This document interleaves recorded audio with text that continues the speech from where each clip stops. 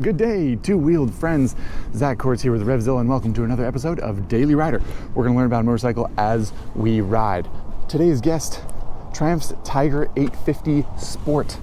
So that is an 888cc inline triple. Pretty good wind protection, some nice features. Seems like a practical bike. As usual though, we're going to let the daily ride be the judge. Let's go.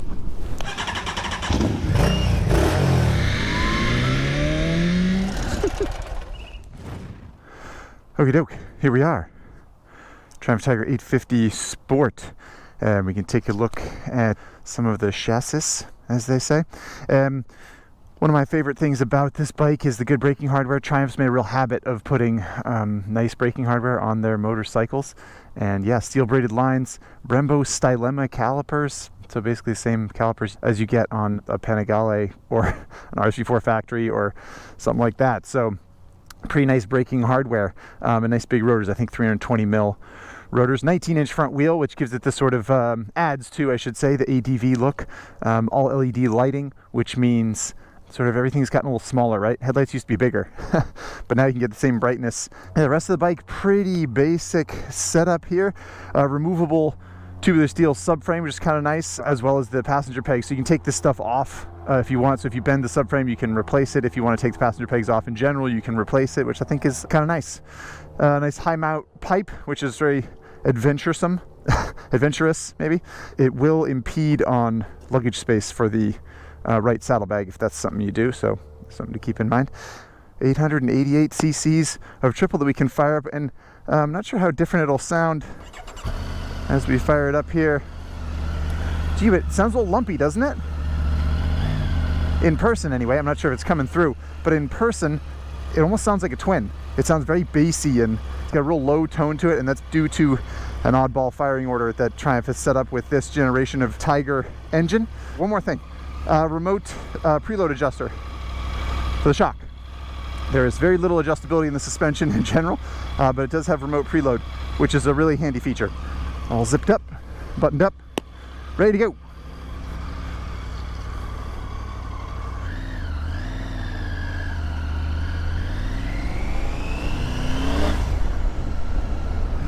Okie dokie, we're off on the road. It's a lovely blue sky morning here in Southern California. Let's jump into some specs for this Triumph Tiger 850 Sport, and really hope not to get hit by that Acura. Whew. Okay, so 880cc engine, 84 claimed horsepower and 60 foot-pounds of torque. I was actually kind of surprised at how light it was on the Daily Rider scales. It tipped in, weighed in at 478 pounds. And as we come up to another couple of stops here, good time to talk about seat height, which is actually adjustable on this bike. The low position, which I think I have it in the low position right now, 31.9 inches, something like that. The high position is about 32.6, I think. Normally I like it in the high position, but I was kind of playing around with how the aerodynamics feel. In general, the standover height is very, very low. I mean, I've got a lot of bend in my knee, flat-footed at a stoplight. So even though it is a nearly 500-pound, nearly 900cc adventure bike, it's pretty approachable, actually, which is nice. So I think that's just about all the specs we usually cover. This price, right? $11,995. So just about $12,000 for this 850 Sport. About $4,600 cheaper than the Tiger 900 GT Pro, which is very, very similar structurally to this bike. Same engine, same chassis. 900 GT Pro just has more features, some nicer equipment, more adjustability, that kind of thing. But yeah, some people have said, well, what the heck's the difference? The price and the features. That's the main difference. So taller riders are going to find there's not a ton of legroom actually for a bike in this class and of this size. You have a significant bend in your knee when you're sitting in the saddle. But aside from that, typical adventure bike, super comfortable, very upright, the seat's good, everything about it is just sort of reasonable and laid out nicely. So actually the first thing I'm going to do is raise up the old windscreen, which you can do quite easily. As you can tell, there are 5 different settings. You just push it forward on this little spring and then move it down or move it up depending on where you want it. And it might be affecting your field of view a little bit. I don't know, can you see over it? I can see over it easily. Camera's on my chin though, so I'm hoping that it's not obscuring your vision too much. I like leaving it up because wind protection is quite good with it up. It gets everything off my torso. I just get a little bit of wind on my upper arms, and then I get just a touch of wind on the top of my head. But other than that, the wind protection is quite good on this bike, and I love that you can adjust the windscreen on the fly. It's a really good system. In general, the Tiger 850 Sport will just absolutely crush miles. I mean, it'll do this all day, every day for the rest of your life and be perfectly happy. It's quite good at this kind of thing. As we're going 70 miles an hour right now, if I swipe over my dash here, I can get to an actual readout of RPM, digital readout of RPM, which is useful for testing purposes. I don't think it really matters for the consumer, but it's kind of fun.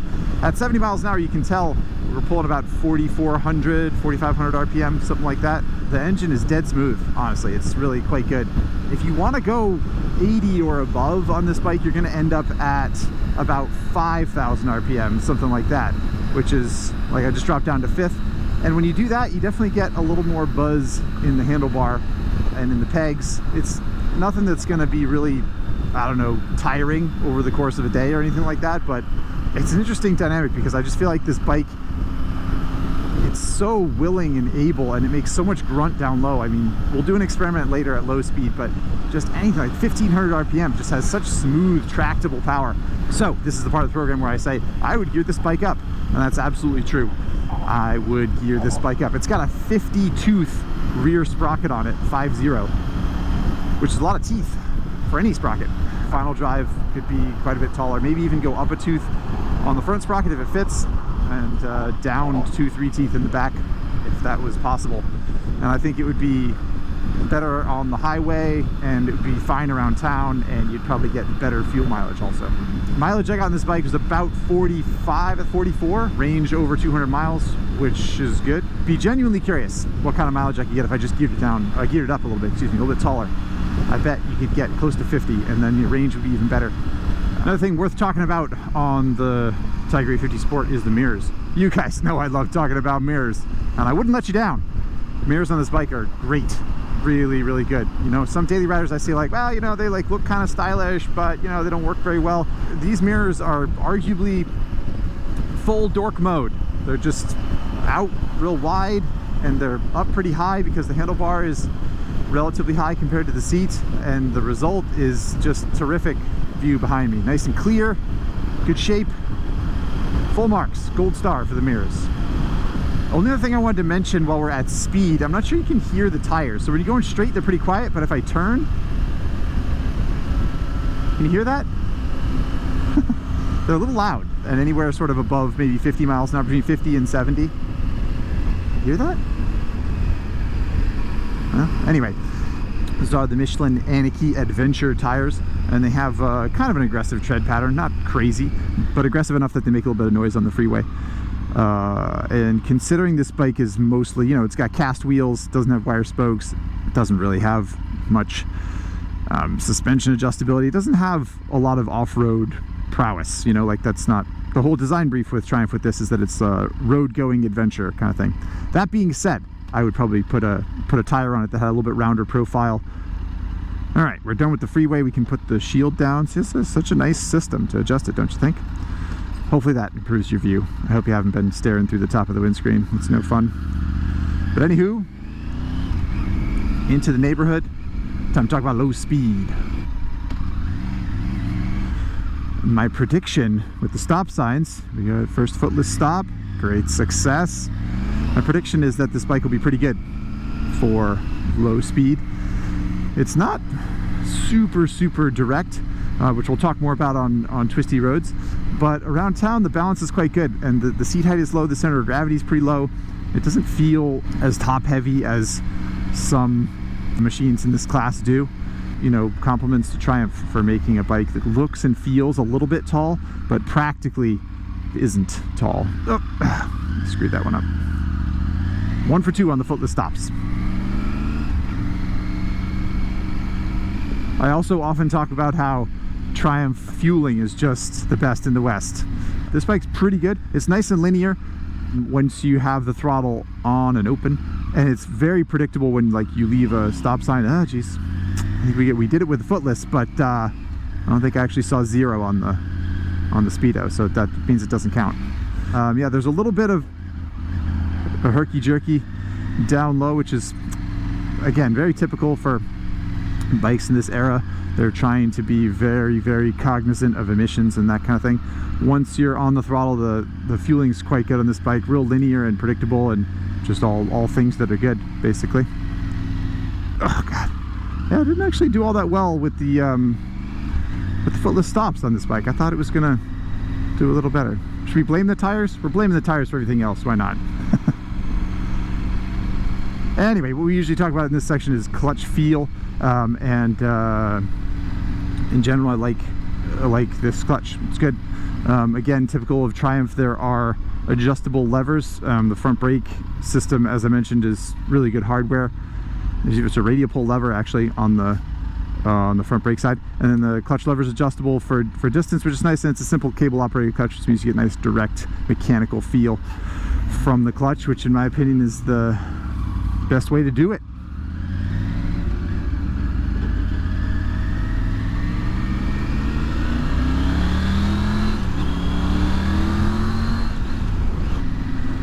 All right, another stop sign. Let's focus up here. See if we can do this. Come on.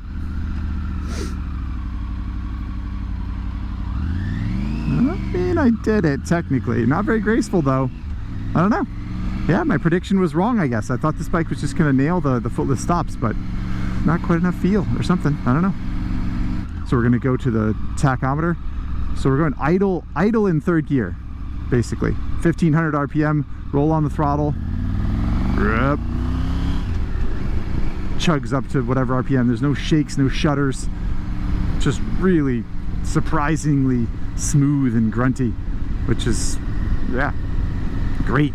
Just great attributes to have for any engine really, but especially, you know, one like this, a Sport Tour ADV type bike. We're already at Lover's Lane, kids. Managed to coax the lady onto the back for most of a day of riding anyway. She reports that it's quite good, quite comfortable. She was impressed with the seat, she liked it. Even the legroom, enough legroom for her to be comfortable for a couple of hours at a time anyway, with her bad knees and her 5'10" frame. She felt like she was pretty comfortable. So yeah, good marks for passenger comfort for this bike, which makes sense because putting saddlebags on it, luggage, taking a long road trip with 2 people on it is really right in this bike's wheelhouse. So good to know that it's capable in that category. Agreed? All right, we're on to our twisty mountain road. It's very, very rural, lovely. If you close your eyes, it could just about be the Alps. But you know, don't close your eyes. That's not an official daily rider recommendation. Please do not do that. But a good little test and a good little reminder of how this bike handles breezing through some curves, which in general is quite good. It's balanced, easy, predictable, all things that are good. But I will say, when I was writing the article for this bike and doing some of the other testing with it, I basically forgot to take notes on how it handled. I realized I just didn't really say anything about it. I think what I said in my article is something like, sort of like how you don't really hear about customer service unless it's really good or really bad. And that's kind of the deal with this bike. It's a little bit forgettable. Everything's fine. It's not bad in any way, shape, or form. It's just not notable really at all. It's balanced, it's good, and that's just about all I have to say for it. The only outright negative thing that I'll say about the handling of a Tiger 850 Sport is there is just a kind of a little bit of a lack of directness. I alluded to this before. It just doesn't feel particularly connected. That's obviously a pretty harsh criticism, but again, it's not like it's unpredictable or weird or bad in any way. It's just not great. And for what it's worth, I do think that the tires are just too adventurous. When you look at the profile of a Naniki Adventure from Michelin, it's a little flat, and you know, it's meant to have some traction in the dirt, and I think something, again, with a rounder profile or sport touring based, would serve this bike a little bit better. Right, out of the hills and on to the straight and narrow. Good engine. It's a good engine. It sounds and feels more like a twin, which is very strange if you have any experience with Triumph triples, because there's such a unique sound and feel to that engine, and this is the same basic architecture, but because the firing order is different, it just feels much, much different. Back to the engine, one other quick point I want to make is I do think that this bike, the 850 Sport, because it's so much cheaper than the 900, but it uses the same engine, they obviously called it an 850 to kind of suggest that it's a different model line rather than try and sell people on a base level 900 that doesn't have all the bells and whistles of the Rally Pro and the GT Pro. And I think that this platform might actually be slightly better served with that Trident triple engine in it, the budget lower horsepower engine. Because yeah, it is slicing the category pretty thin, and maybe they just weren't quite ready to put that engine in this style of bike yet. Anyway, we're at a longer traffic light now. We can talk about the dash.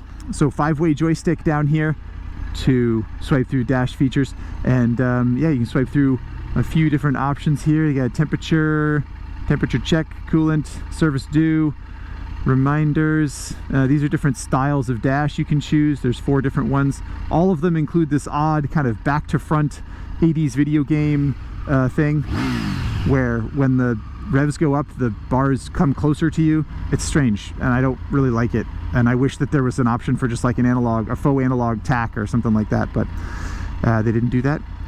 Speaking of tachometers, there you go. You can look at it digitally if you so please. And that's just about it, aside from this home button over here. If you tap the home button, it takes you to basic set of menus where you can adjust ride modes, that kind of thing. Oop, time to go.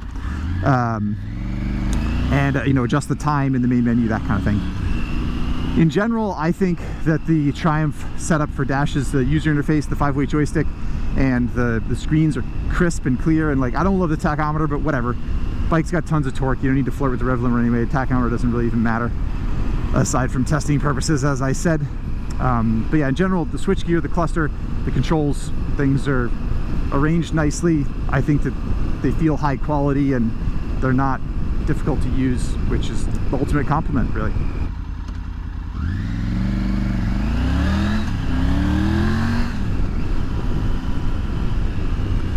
One other thing you can do with the dash I meant to mention is this M button over here. I think I'm touching it. I'm not looking down, but I think I'm touching it. You can go between the 2 ride modes that you can select from rain or road. Again, I'm tapping them, hoping that's showing up on the dash. Not spending much time looking down, looking up at the road. Yeah, you can switch between the 2 ride modes, and when you select it, the one you want, you just tap the center of the joystick and it will select that ride mode. There are only 2 ride modes in this bike, as opposed to the Rally Pro and GT Pro, which have 5 ride modes and a much more adjustability. So that's one of the sets of features that has been dumbed down quite a bit for this model, as opposed to the high-spec 900 models. I'm constantly surprised actually by the engine. It's really strong. They claim 84 horsepower, which is 10 horsepower down on the 900 models, even though it's the same displacement and compression ratio, which is odd. And incidentally, while we're on the topic, Triumph says you can't take the ECU and get it flashed because it's locked, and so they don't want people to do that. And I don't know, it all just seems a little passive aggressive. I think if they, yeah, just the smaller triple engine, I think might suit this design brief a little bit better. And one thing I want to say is that I am constantly surprised by the engine, and I think it's one of only a couple bikes I've ever ridden that really feel like they make more power than the spec sheet suggests. I think if I rode this bike, I would say, oh, I don't know, that's got to be, I don't know, 90, at least 90 horsepower, maybe even 100. It just feels strong. It's burly, which is great. It might be a bit of a Porsche, you know, Boxster 911 thing, where they're stepping on the toes of their own customer just a little bit. All right. Maybe it does make quite a bit of power. I mean, but peak power comes at 8,500 RPM or something like that, and I think peak torque at maybe 6,500. So yeah, if you rev it up, you get a lot of power. I never feel the need, frankly. It's so grunty down low. All right, it's coming up to our off-road testing facility, aka the railroad tracks near our office.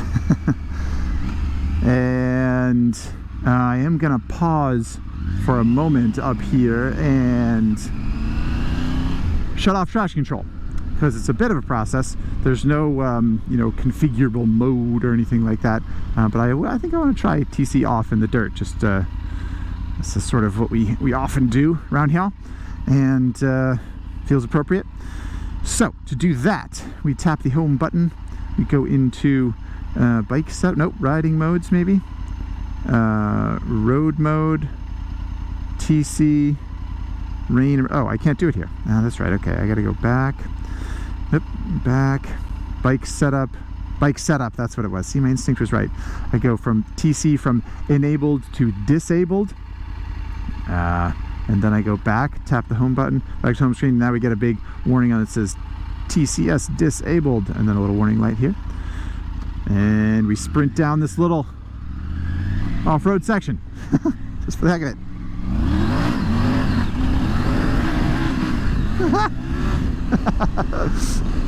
I mean, there's pretty good Tiger DNA in this bike. It's not a, you know, ultra high-end ADV, but it does have enough DNA that it's pretty fun to blast around, hit little jumps. We're gonna hit the big jump on LT Gray. Yeah.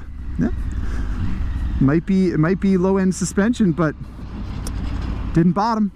That was fun. TCS disabled also let us mess around with doing a wooly, so we'll give that a try. Wow, that was a terrible wheelie. I apologize. I'm a little embarrassed, actually. But yeah, it'll pop a wheelie in first gear, but it does just about have a 62-inch wheelbase, and you know, at the end of the day, only about 80 horsepower and 60 foot-pounds of torque, so it's not gonna knock your socks off and do a dank nooner up to 100 miles an hour. Not with me riding the thing, anyway. All right, we're on the last stretch to the office here, and yeah, sometimes we talk about comparisons to other bikes. There are so many other bikes to compare to. I know that I got some Instagram questions about that kind of thing, so hopefully we'll be able to jump into that in a little more detail in a couple of minutes. It's $4,600 more for a Tiger 900 GT Pro, which is same seat height, same chassis, same engine. You do get more horsepower with the 900, but it's really similar. And yeah, you get heated grips, I think, and you get more ride modes. You get a 7-inch dash instead of this 5-inch one, suspension adjustability. So there's some stuff. Yeah, the better part of $5 grand is a lot for that stuff, I feel like. So it is interesting, and I'm curious to see how the sales figures shake out if Triumph did the right thing by designating this thing an 850 instead of a 900 to try and differentiate it a little bit and see how that goes. My hunch, as I said before, is that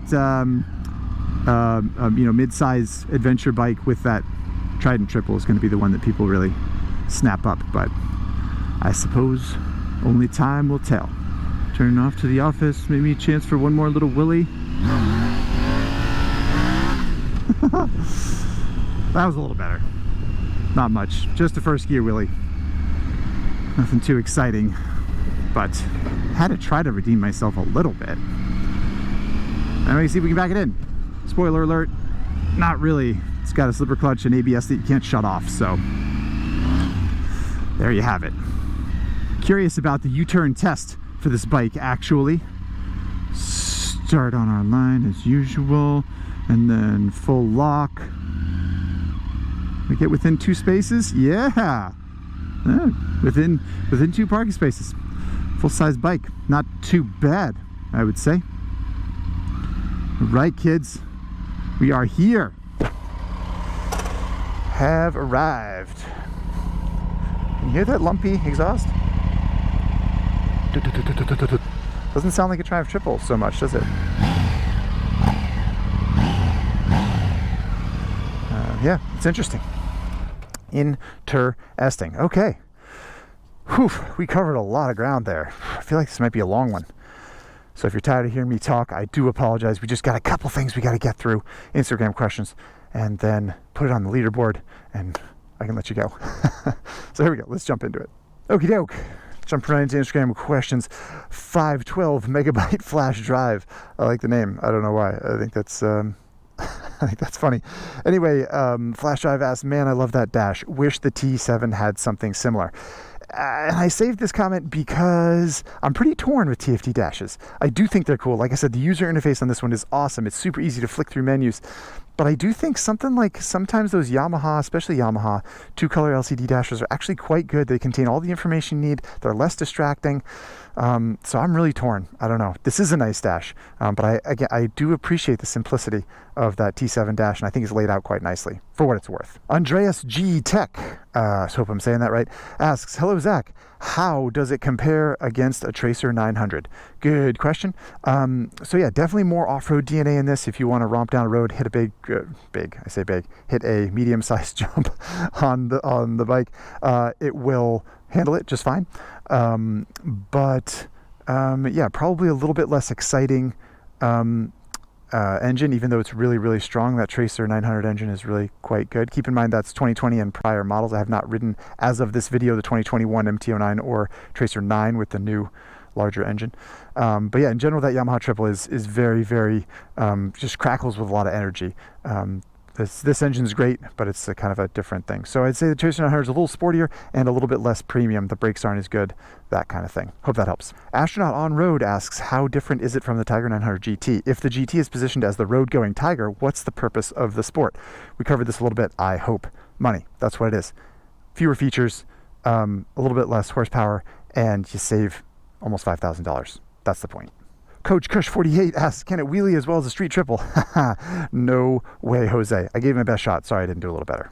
Ivan V. Ram asks, judging from the front tire size, seems like it's competition for multi 950, GS 750, or even KTM 790 Adventure. Which one would you pick? Yes, fair enough. So base multi-strata is 14 and change. I think quite a bit more money than this guy. GS 750 from BMW does start at a lower price than this, but by the time you get it with all the options, it's like approximately this much or even a little bit more. And the KTM 790 Adventure is actually pretty good comparison.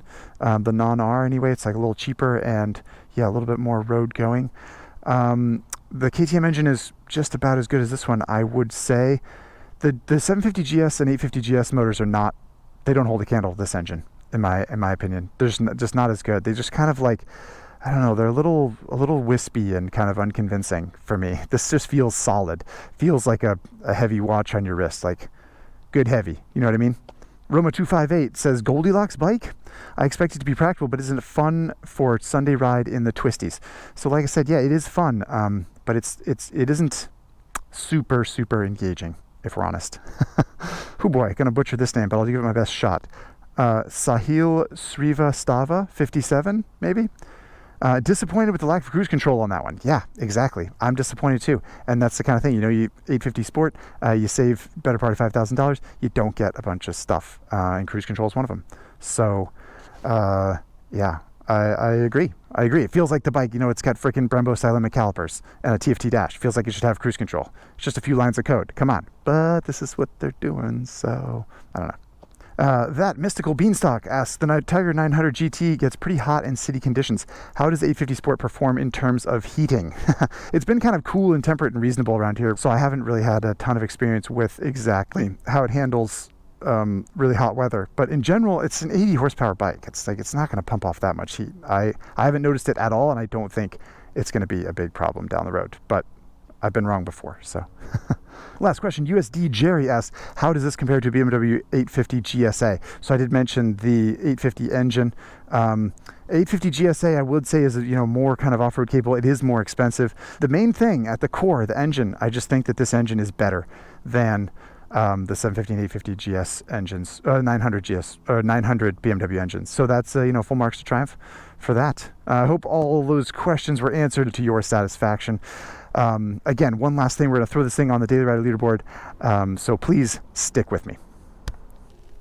Hey everybody, all right, here we are, inside RevZilla West. Shop manual set there, home of air hitting. He's around here somewhere, I think. Cut out of Spurge from Pizza Episode, looking over our shoulder. And then the Daily Rider leaderboard, that's what we're here to do, right? And we've got the Triumph Tiger 850 Sport ready to go on the leaderboard. So, yeah, quick reminder, and now as is tradition here, the dethroned versus 650 in second place, just below the multi-strata V4 Yamaha T7 Honda African Adventure Sports. and the Triumph Street Triple R. Tiger 850 Sport, you may have noticed, quite a good daily rider. Approachable seat height, good engine, good ergos, good wind protection, nice features, good bike. I would say the Tiger 850 Sport's better than Street Triple R. Better ergos, yeah, equally approachable basically. Africa Twin Adventure Sports. A lot of features on the Africa Twin Adventure Sports, but it's flippin' huge. It's like hard to get onto and push around a little bit. It's excellent. It's a freight train on the highway. Great bike. But yeah, I think the Tiger 850 Sport, I mean, day to day, does everything that bike does aside from the range, and it's just quite good. Tenere 700 is a great daily rider, but I would say it's slightly less approachable than the Tiger 850. Tiger 850 is just a little more road biased, sort of better for that daily ride, unless your daily ride includes off-road, which, respect if it does. But aside from going down some railroad tracks, which we learned the Tiger 850 does just fine, I don't know that the Tenere 700 really has much on it. Versus 650, now you're talking about, Versus got good range, it's just as approachable as the Tiger 850. The only thing the Versus gives up to the Tiger 850 Sport is the TFT dash, and I guess TC and like that kind of thing, but like you don't need TC when you have 60 horsepower, frankly. Yeah, the Tiger 850 is not better than a Versus LT, especially since LT comes with bags, that kind of thing. So we learned what we got here. It's going right here. That is a podium finish for the Triumph Tiger 850 Sport. Whew, right. That's kind of a surprise. I mean, I wasn't expecting it to be on the podium, but I think it deserves it. I think it's a better daily rider than anything else up there. And right in the heart of the ADV category, which of course is always going to be near or at the top because the bikes are just practical, usable, comfortable, good machines in general, especially the ones up there. So there you go. Triumph Tiger 850 Sport. We got to put the little Triumph tag next to it there. So I'll rearrange the board later. Anywho, there you go. Triumph Tiger 850 Sport on the leaderboard. Yeah, very exciting. Very, very exciting. That's it for me. My voice box is toast. Thank you so much for hanging out on this ride as always. Hope you learned something. Hope you had fun. And I hope to see you next time on Daily Rider. Smells like diesel. No real surprise. Probably outnumbered by diesel engines in this neighborhood 10 to 1 with all the boats and trucks.